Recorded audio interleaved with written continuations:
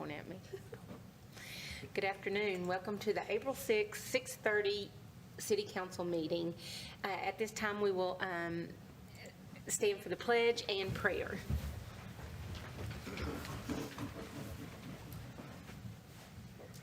I pledge allegiance to the flag of the United States of America and to the republic for which it stands, one nation, under God, indivisible, with liberty and justice for all. Dear Heavenly Father God, I just come to you, Lord, God, just praising your name, Lord, and just thanking you for what you've done for us, Lord. God, we're so excited today. You know, the dome groundbreaking was so amazing, Lord, and it's just so exciting to see how the city is growing. God, I'm just so thankful that these things have come from community outreach, Lord, and I just thank you for the community, Lord, and I thank you for the citizens, Lord, and I just ask that you pour out a mighty blessing on Borger, Lord, and just heal the anything that has come from COVID, Lord, and just heal the sick, Lord, just heal the broken, Lord, and just pour out a mighty blessing, Lord. And I just thank you for the city. I thank you for the city employees. And I just praise your name, Lord, in Jesus' name. Amen. Amen.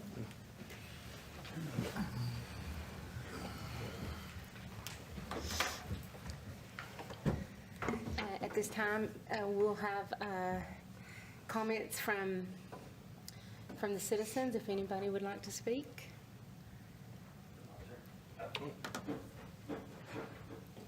Been a while since I've been here. So. I don't know if you can hear through this or not. I have some questions and concerns about the parking lot on the 400 block of Weatherly, and I'd like some clarification about it if somebody can help me with it. Okay. I own the property at 414 and 416 North Main. I have a garage door in the back. That's where I keep my classic vehicles, my car trailers, all of that stuff, and so I need access to get in and out of there. And I was informed that there's going to be a curb. Am I going to have access so I can get in and out of my building? I believe most of that's going to be a lay-down curb, which will be a concrete, flat curb that you should be able to get over. Okay, so it's going to be similar to what's in the 500 block? Yes. The parking lot's designed almost exactly like what's in the 500 block. But Okay, so it's not a curb, it's, I'm going to have access. Right. Okay. Now my next question. They said there's going to be like August before maybe it's finished or something. Is there any way to get temporary access so I can at least get in and out of there? I think, if you work with the contractor, what do you mean by Well, there's a lip about this Yeah. deep behind my building. how often do you need in and out? Well, if it's going to be long-term, I mean, I wouldn't mind getting stuff moved out of there. I go to different car shows, different Yeah. things like that. Part of the contingency on my insurance on my vehicles, if they are kept inside in my car trailers and stuff because of the value of them and things like that. I mean, that's just and that's my property. I've had it for a long time. Is there maybe like if I could get a phone number or a good way to reach you so I could coordinate with city staff, and we can coordinate with you the best we can. Okay, it's 806-435-0845, and I usually don't answer, but I will accept a text message and then I can call if that will work. Just text me and then I can call. I'll get you with somebody that's better able to keep you, because the bigger thing that's probably going to impact you is, we do have a sewer and water project going down that alley too. Okay. And so at some point, But it's going to be zero access. it's going to be zero access. Okay, well, I'd like to get my stuff moved, but I can't move it the way it is. Okay, another question on the sewer and the drainage. Is there going to be something made for drainage? Because with the way that parking lot was previously, I mean, I still had water come inside my building because when it comes a real big rain, I mean, this whole alley starting probably about this building to there, by the time it gets down there at the 400 block, we're 2 foot deep. you know? Of course, the parking lot's made to slope to Weatherly. And so it should mostly flow out the inlet onto Weatherly Street. The alley will be regraded after it's all dug up, and it will get an invert, Okay, a little more substantial invert than what's there now. to help alleviate some of that. Right, so it should be somewhat improved, and of course, new pavement will help Okay, with that too, because the entire alley will be repaved. okay. Yeah, I need to get, I mean, if there was a way to get a couple of vehicles moved, and then be assured that after this is finished, I am gonna be able to have access. That was my main concern, that I was not gonna be able to be able to get in and out once this project was complete. They said, well, there's gonna be a curb there. Well, you know, I was thinking, curb. Yeah, because I mean, there are other reasons, and I will double check and confirm on that, but I'm pretty Okay. sure that it was a lay down curb, and we can coordinate and work through that. Like I said, I think the bigger, the parking lot is slated for August. That's in their contract, you know, I think if everything goes well, it could be done much sooner than that, Correct, but this is West Texas, yeah. so, Well, I understand. Yeah. And is the sewer project gonna start before it's finished, or do you know? it should start in, you know, here in the next month or so, Okay, depending so on. coming up pretty shortly. Right. Okay. So we're trying to kind of coordinate it to where there's the least impact as possible, but that, you know, that will be your biggest, Time, yeah. and I that's mean, just, I can find a temporary place, Yeah. but I'd like to give a heads up and know that I can get them out of there. yeah, and I'll make sure that they coordinate with you on that, so that, Okay. you know, you're not out any sooner than you have to, but you're not out. Right, okay. And I'd like to, you know, just make sure, or have somebody confirm, you know, by a drawing or a picture or something, to make sure that is gonna be flat, because that's, you know, that's a big concern, that I can't get in and out of Well, and there. of course, you know, there will be parking spots there, so Right. depending on, Well, if I do anything, it's gonna be evening or Yeah. nighttime, early mornings, you know, it's not gonna be, I mean, I don't use the parking lot other than to Right. drive in and out of it when I do. most of it should be lay down curb, because some of the water right there will have to flow into the inverted alley for drainage. Okay. And so since there's not a dedicated inlet, you know, the curb can't direct the, you know, the full Right. curb would have to direct the water to a cut opening, and so Right. since it's not, I'm pretty sure it is, but I will double check. Okay. And we'll have the Public Works make sure that they make contact with you. Okay, and just have him text me if I Right. don't answer, and I really appreciate it, and I appreciate it. I think it's Thank gonna be you. great when it's finished, you know, I Yeah. can't wait, because it's been horrible for years. I owned that building since 2006, and, you know, the weeds were this tall at times back there, so I appreciate it getting fixed up and everything, I really, really do. We I think it's appreciate gonna you be nice coming. when we get it done. Sir, I would contact my insurance company and give them a heads up on what you're dealing with, that you can't get in or out, you know, during that brief time that they're ditching that, so. Well, they're already giving a break on, they gave a break last year for COVID because of, they shut all the stuff down, but this year everything's coming back. The car shows, the events and things like that.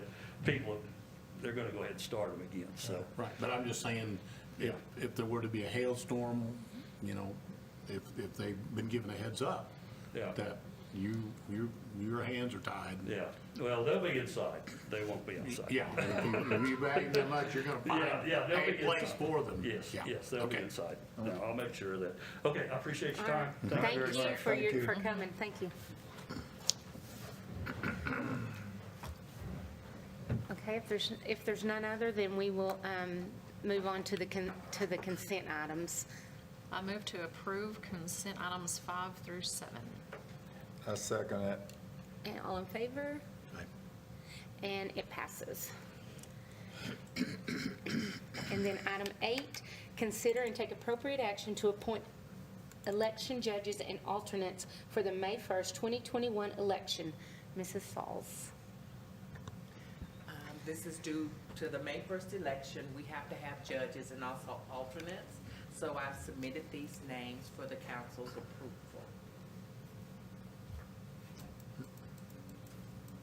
Looks great. I will say these are pretty much our standard judges. Yeah. Yes. Very And we good. definitely appreciate their Their Absolutely. willingness to do it. Yes. So if there's nothing, if anybody want, I'll just entertain a motion.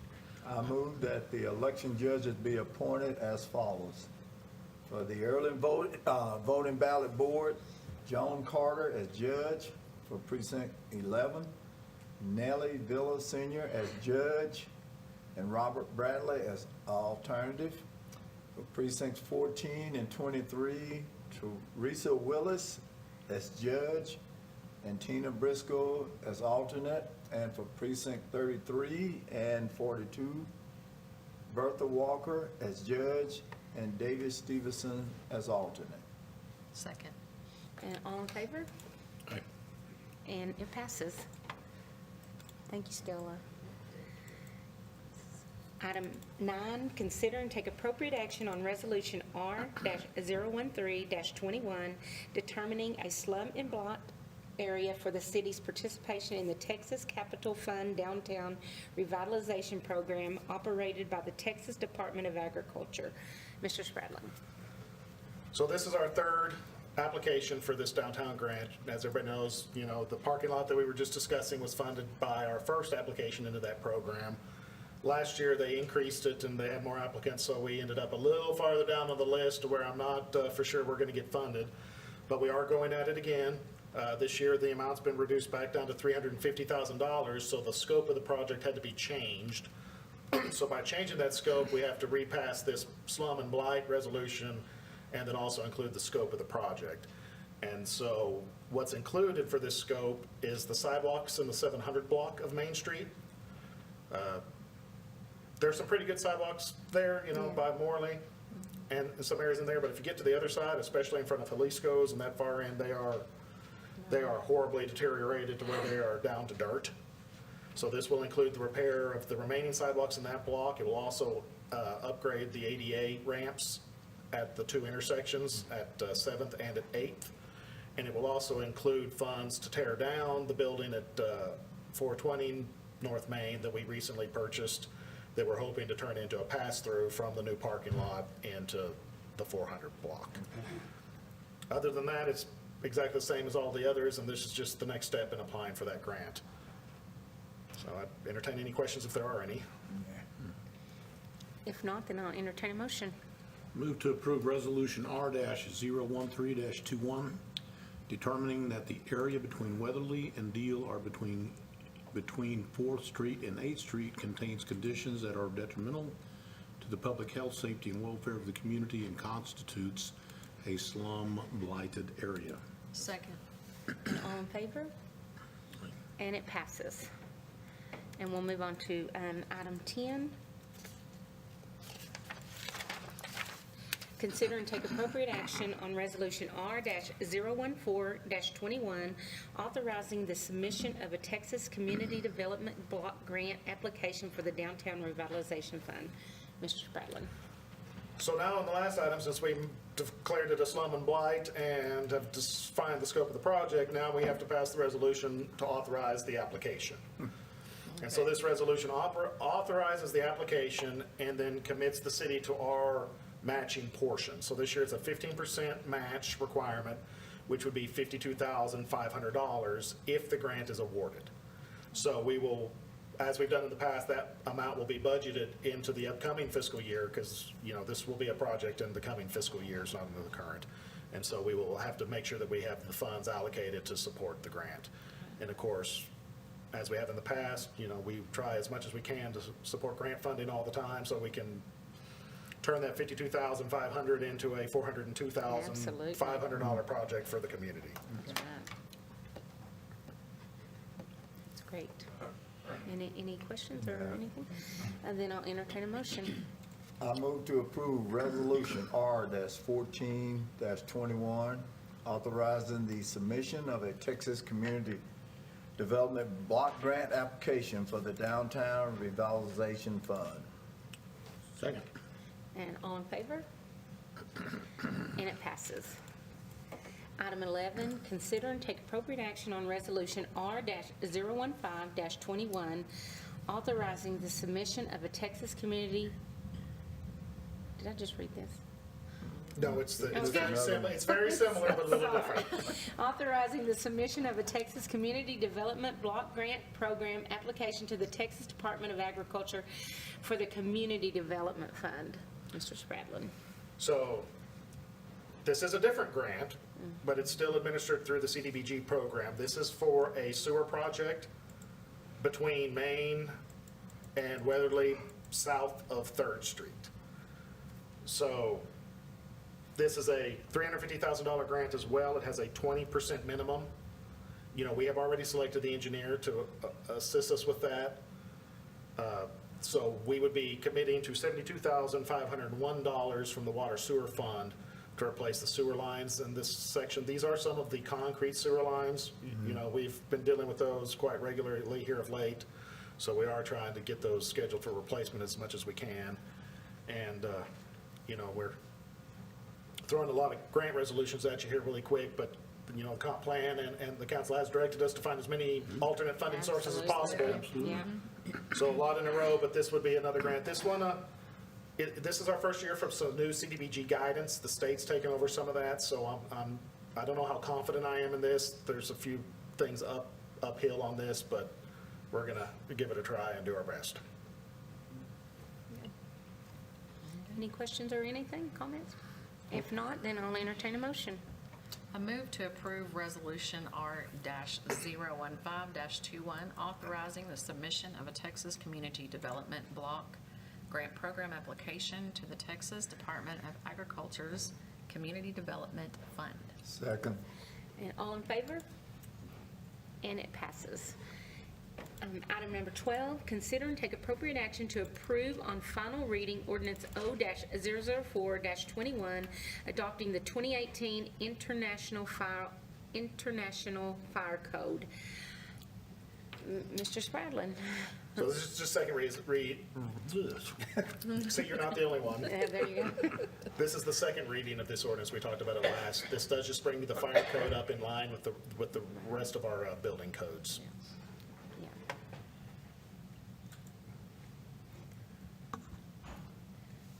He's getting ready for the night.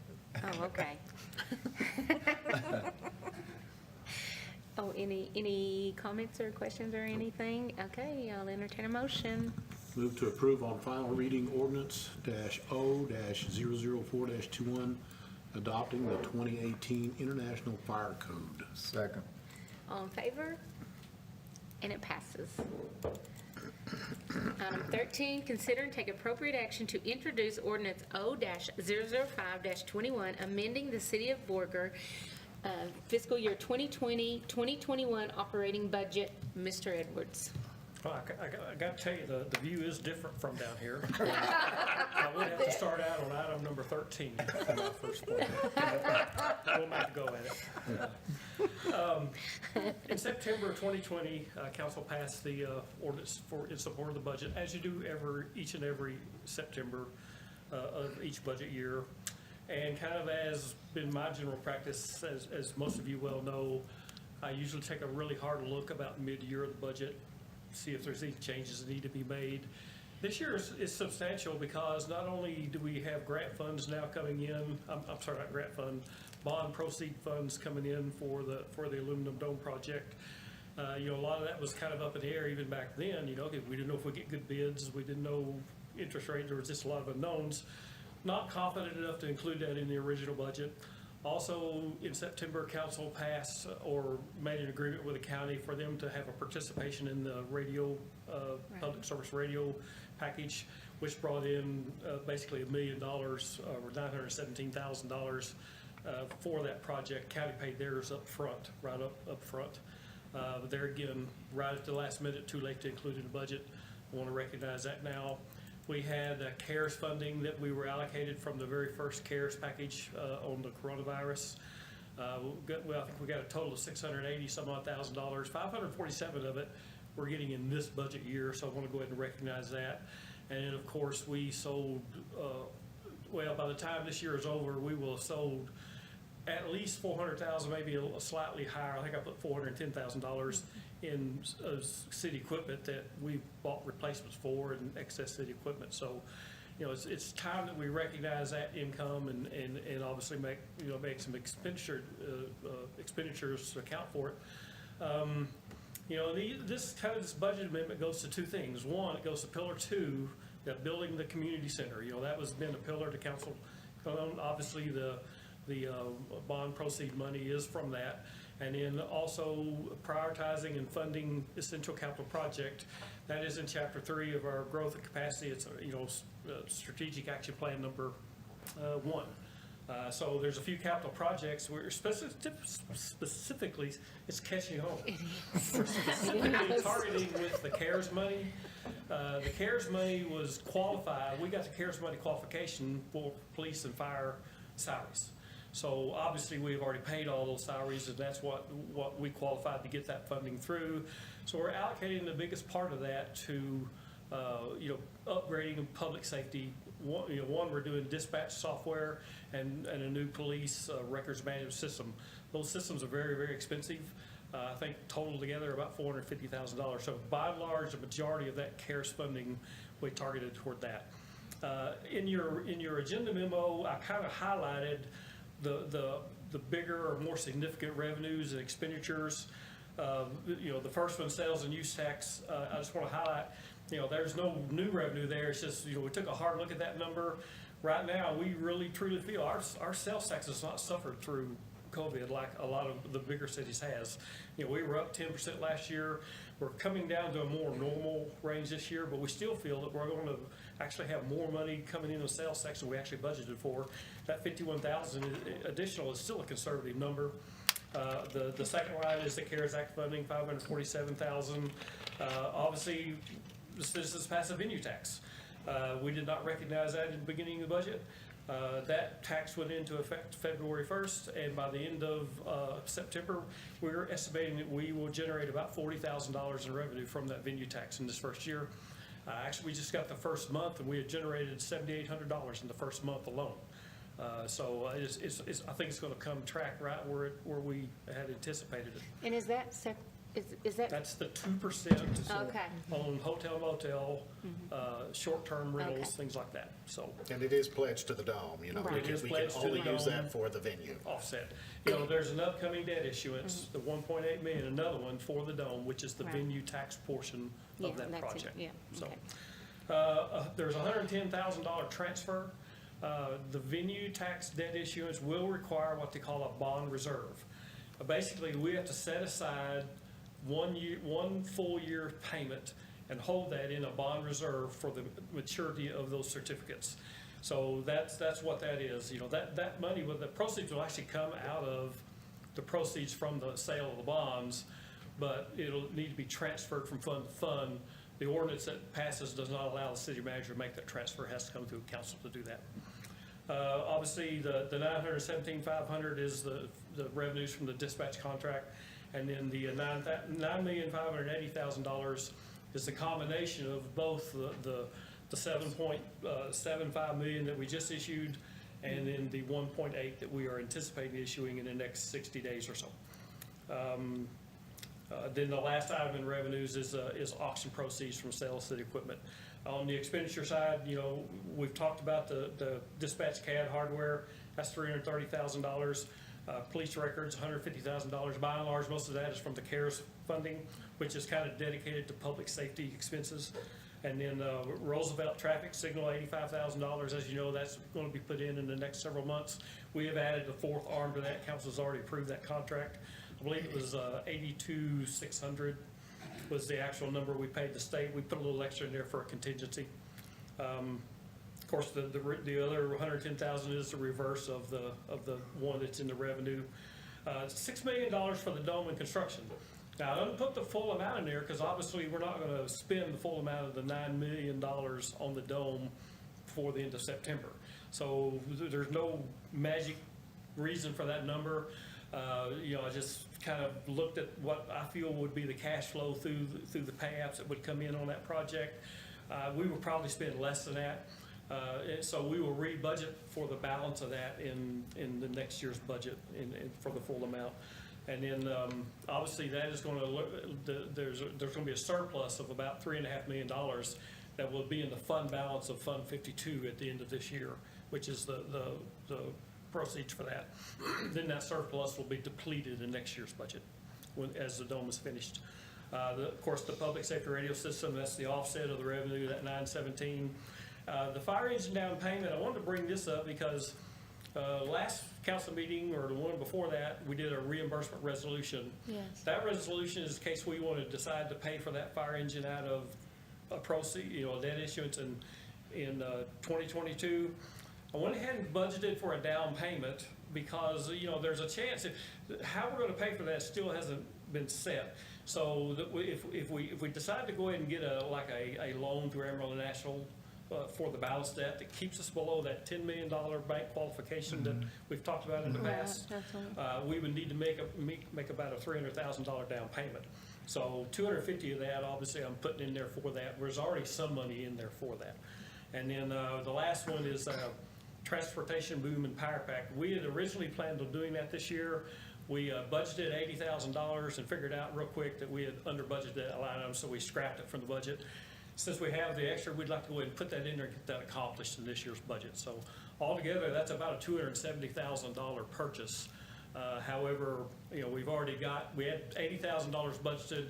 We were able to internally transfer through the city manager's authority other money in that. Obviously, this is new money, so it comes through the balance. So altogether, then that would have about a $280,000 budget line item for it. So that's the highlights. Be happy to answer any questions.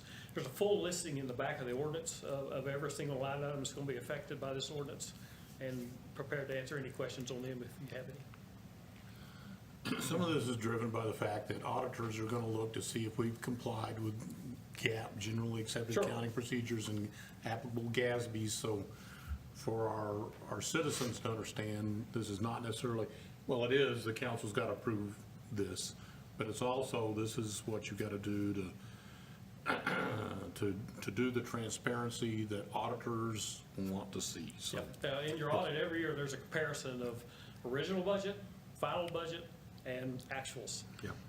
Very good comparison that mainly investors look at whenever they're looking at buying bonds that your city is selling, which, I think we do a very, very good job. I'm a little biased in that opinion, obviously, but when we can borrow money and get a 1.8% interest rate, Absolutely.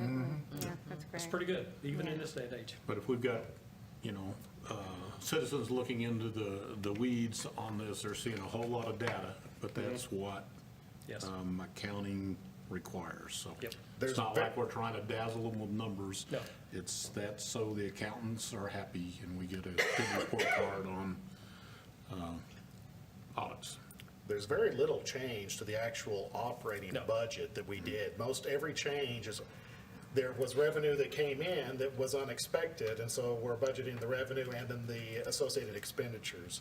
Like the transfer station boom, we had budgeted for an arm, and we have replaced that arm now at least At least three. twice. I'm thinking 3 times.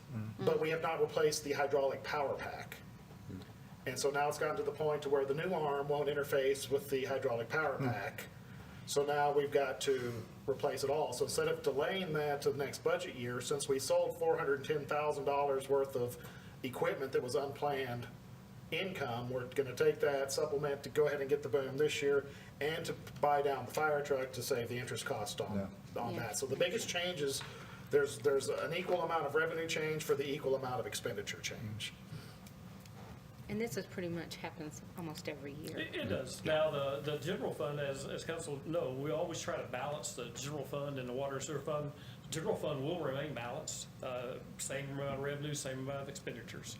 It's the reason the odd number for the sales tax. Why 51,000, why not 50? Well, just make sure those are in balance. The rest of the funds are not normally balanced every year. You can either have more revenue or more expenditures depending on that, because a lot of them are like the capital equipment funds, or I'm sorry, the capital construction funds. They're one-time expense funds. So you put in all the money you need to cover that expense. And they're multi-year projects like the dome. So you're not going to have a balanced thing every single year like that.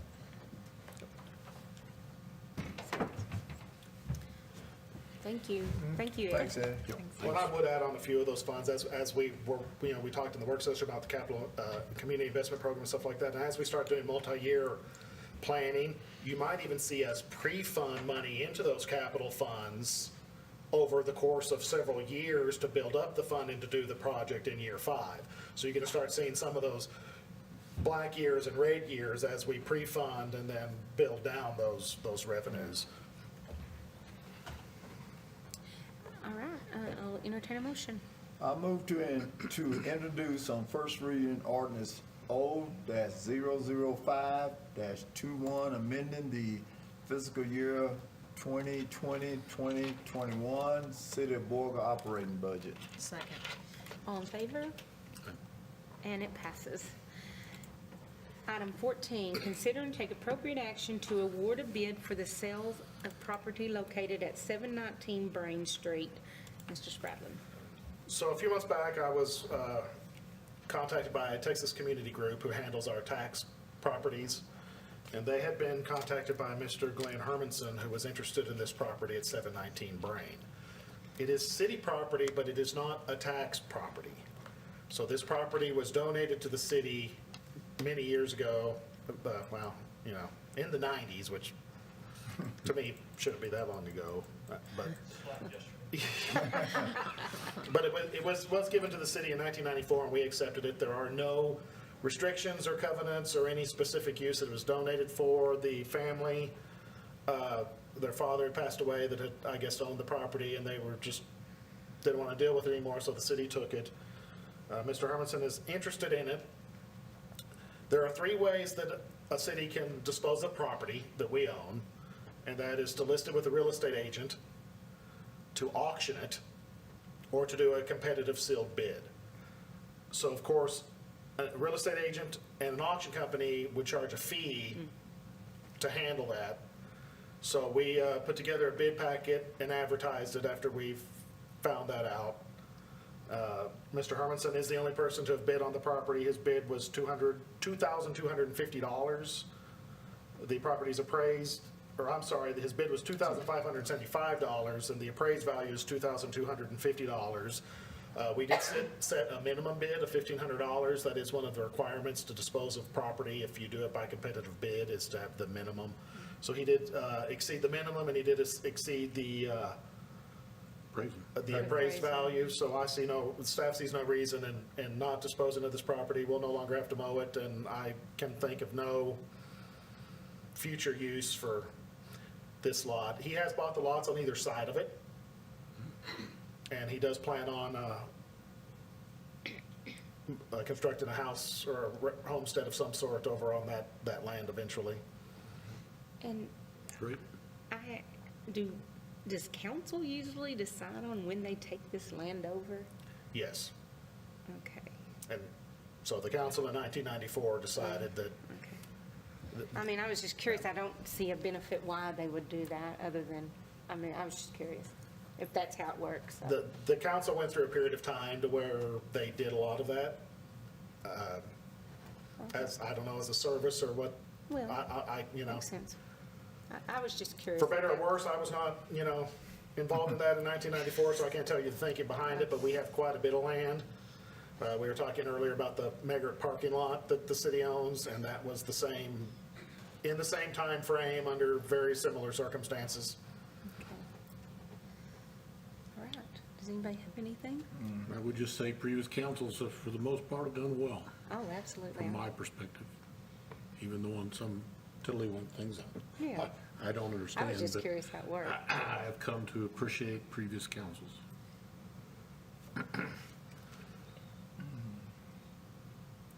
Anyone else? Then I'll entertain a motion.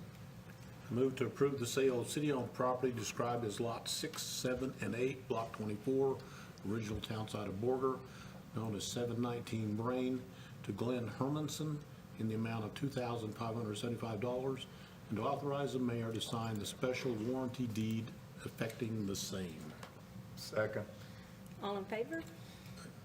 And it passes.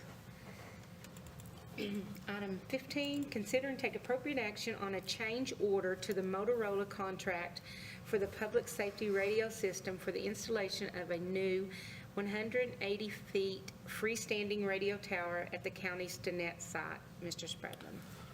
So we have kind of been talking about this over the last couple of months, but we did authorize a new public safety radio system, which is going to upgrade our system, which for the most part is pretty much back to the 1980s when it was first kind of put in. We've made some equipment changes here or there, but it's definitely needed. As part of that process, the original bid included a new tower on the city site, which is just across this building at the side of the old water tower, and the county was going to provide a tower site in Stinnett.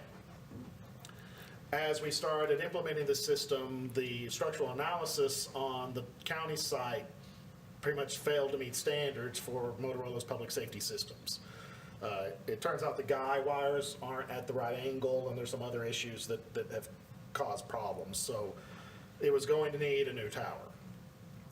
At the same time, and we had kind of informed you all this at some point, and we've kind of been working on some sort of future replacement for the SCADA system that controls the Stinnett well field and the Stinnett water infrastructure.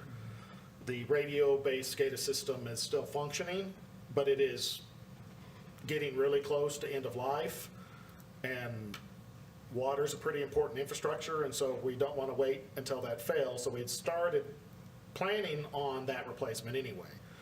The Northwest well field uses IP-based SCADA control system, which is the newer technology. So our plan pretty much had always been to eventually move the Stinnett well field over into that same system and protocol.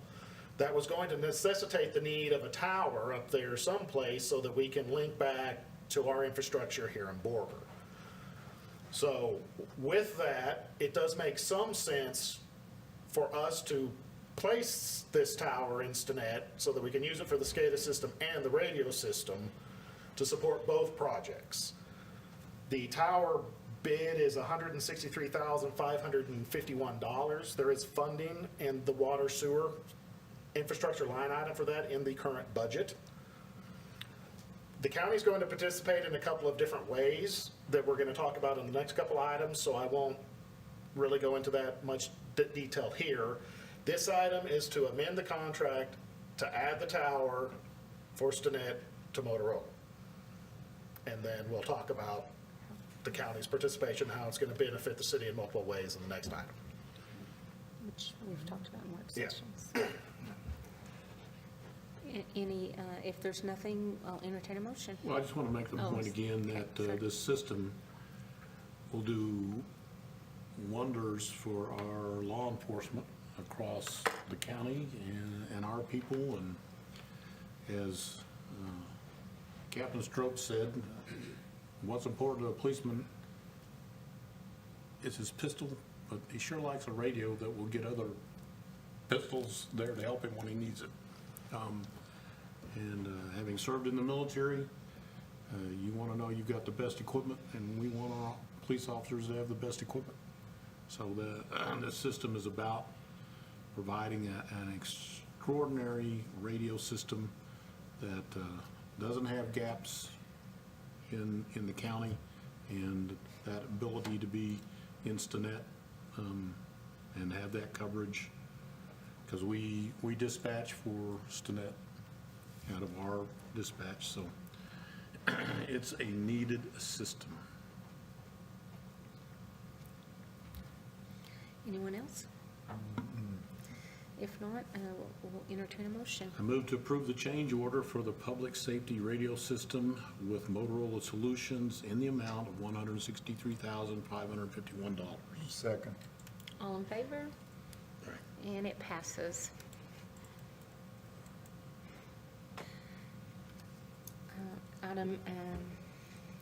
Item 16, consider and take appropriate action on 2 interlocal agreements between Hutchinson County and the City of Borger.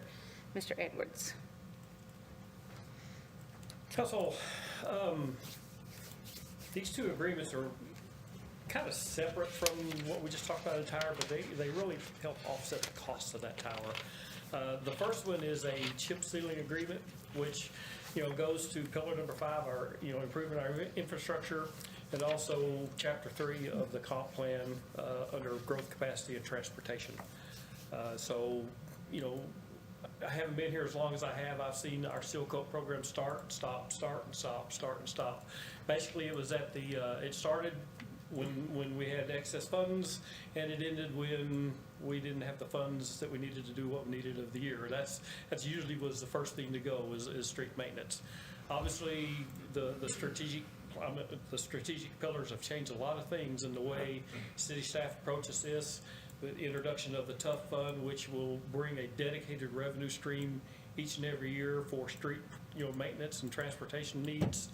A good chip sealing program is really the basis for that deal. So I also want to give a shout out to the county, because really over the last 10, 15 years, the city and the county cooperation has gotten so much better than it ever has been. And you know, I like to think I had a small part of that, but really it was all of us working together for the common good of, because we both serve the same set of citizens. Obviously, the county serves more, but the county serves every citizen in this community just as we do. And so we approached them a while back and actually did a test job on Wilson Street last year, where the county actually came in to use their equipment expertise to do chip sealing. Project went off very, very well. So we approached them this year about doing a chip sealing program. They will actually bill us for labor and equipment, just like we do, but they're billing, there's no overhead basically for them in that. You know, this is equipment they already have, so we can do a whole lot more area for the cost, you know, the labor and equipment costs than we could if we were hiring a commercial seal coat, chip seal company to do that. We will obviously provide all the oil and gravel and all the things needed. They just come in and spend 5 to 10 days a year doing seal coating. In fact, in this year's budget, I believe there's about $40,000 to $45,000 is what we estimate the cost of it would be in this year's budget. If we had to go out and commercially do that, it'd probably be 70 or more. So I think we're doing it for about half the labor cost. So that's the chip sealing contract in the bill. So 5-year contract, obviously cancelable at any time by either party. Pretty standard agreement, just an interlocal agreement authorized by state statutes, Chapter 791 of the Government Code, if I remember right. So that's that one. The second one is an interlocal agreement that amends the dispatch services contract. And what that does is this is where we get a little bit of payback for that initial investment for the tower. Because what we've asked the county to do, the county just didn't have it in their budget to fund a $165,000 tower, okay? So we had the need for it in the future. We know there's a need coming, so us funding the tower really made a lot of sense, because we're gonna have to build a tower like that anyway. This actually is better because it's going to be situated on county land, and the county will provide the electric, and they'll do all the maintenance of the land. Basically, all we're doing is setting the structure right there, and then there's already buildings there that we can house equipment. So we can be able to put our SCADA system on it in the future, and also house the repeater site for the north part of the county. So what we've asked them to do is, with this amendment, is discount 30% a year for 5 years, or a maximum of $82,500, which is about 50% of what that tower costs over that 5-year period. Now, if we don't seal coat enough to get that amount in 5 years, and whatever we get in 5 years, that's what we get. But I don't ever want to have any problem seal coating and get a 32%, 30% discount over 5 years. The county commissioners are scheduled to look at these documents next Monday on the 12th, I believe. I'm planning on being there. Obviously, you guys are looking at them today. I anticipate they will pass. The county judge and their county attorneys looked over them. They made no changes to the documents from when I initially submitted them. You're going to see one more document probably in the next meeting or the one after that for a lease agreement for that tower site. We're still working through kind of the details on that. But these two are there. Any questions on that? It's kind of 3 things to do one thing, but there again, it kind of recoups over time half of our initial cost of that tower, because really and truly, for the public radio system, the county will have a disparately higher use of that tower than they do the one here than we do. In other words, it helps them more than that. But there again, we're gonna put a SCADA system on it in the future, so I still think it's a good 50-50 split on that.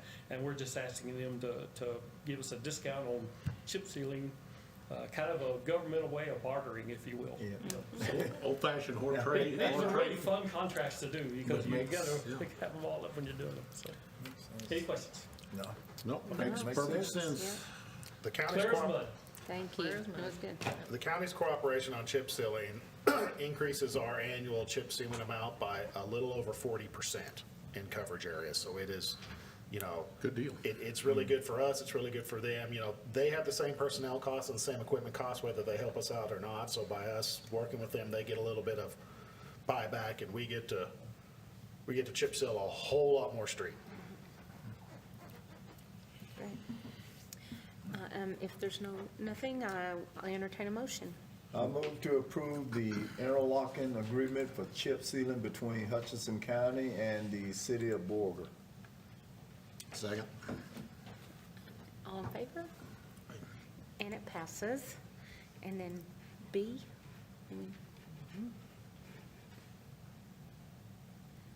I'll entertain a motion. I move to approve the amendment to the September 2020 interlocal agreement for dispatch services between Hutchinson County and the city of Borger as submitted. Second. All in favor? And it passes. And we'll move on to item 17. Consider and take appropriate action to accept, reject all winning bids from the Texas Communities Group online bidding process. Mr. Spratlin. Thought we'd end on an easy note. Absolutely. Seven more properties. I'll answer any questions, but said we're getting pretty good old hat at these. Now, Absolutely. Any questions or comments? If not, I'll entertain a motion. I move to accept all winning bids from the Texas Community Group online bidding process for 7 properties located in the city of Borger, and to authorize the mayor to sign and execute the tax deed for each property on behalf of the city. second. All in favor? And it passes. Item 18, consider and take appropriate action to adjourn. I make a motion, we adjourn. Second. All in favor? And we are adjourned. Thank you all for coming. Appreciate it. I'm gonna start raising my left hand.